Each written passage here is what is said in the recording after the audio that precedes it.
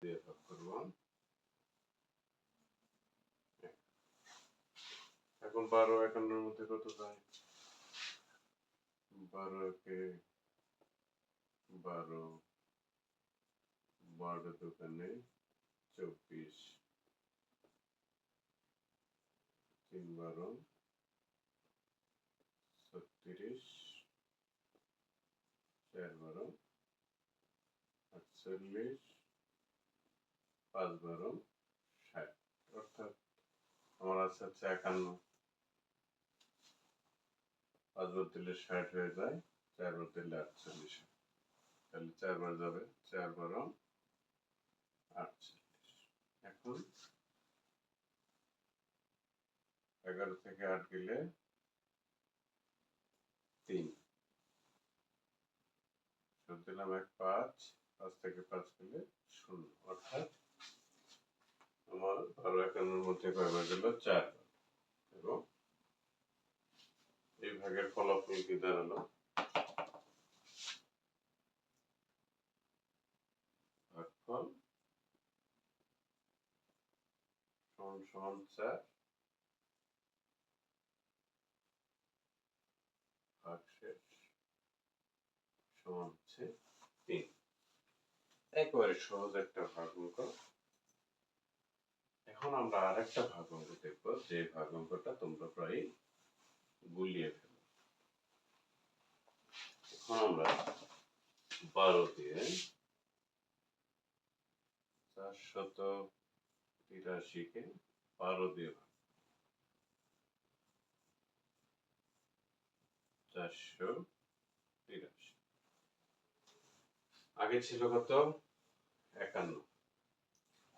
12 4 এর মধ্যে যায় না, এখানে দুইটি অঙ্ক নিতে হবে। 48। 48 হলে 12 কয়বার যাবে? 4 বার। 4 12 48। 8 থেকে 8 গেলে 0, 4 থেকে 4 গেলে 0। এখন তাহলে এই 3 কে নিচে নামিয়ে আসো, 3। এখন কি করব?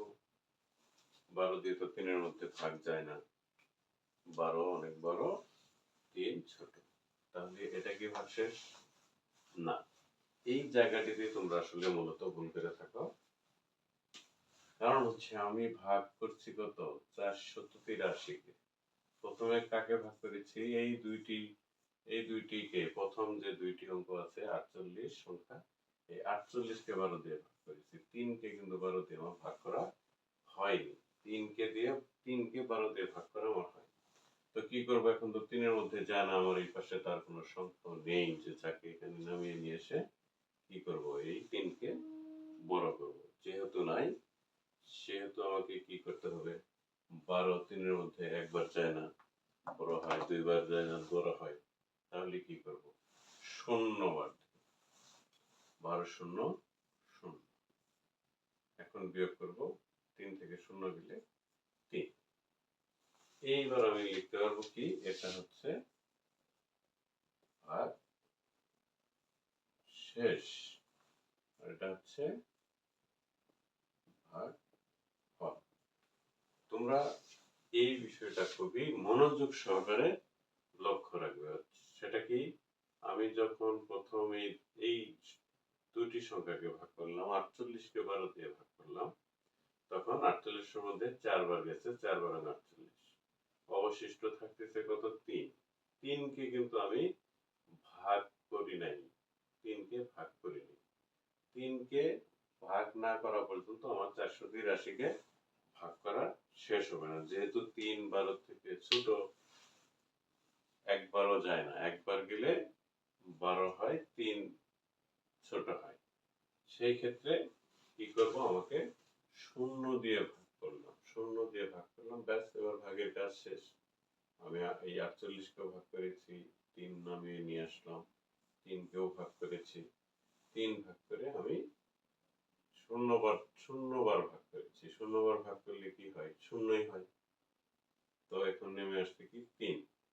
এই 3 হচ্ছে আমার ভাগশেষ।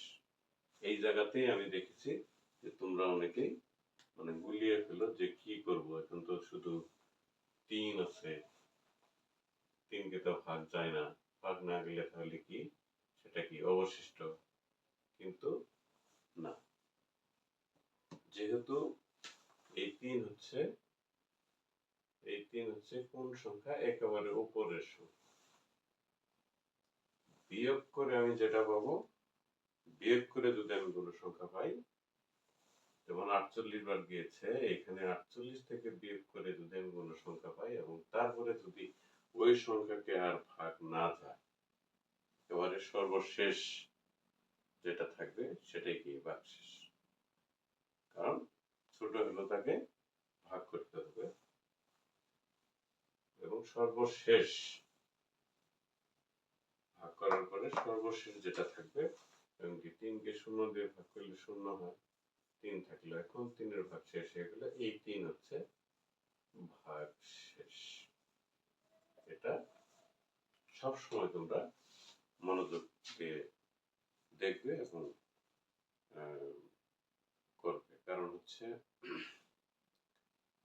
তাড়াহুড়া করবে না, কোনো অঙ্ক করতে গিয়ে তাড়াহুড়া করবে না। কারণ অনেক সময় অনেক সহজ অঙ্ক, জানা অঙ্ক ভুল হয়ে যায় তাড়াহুড়া করার জন্য।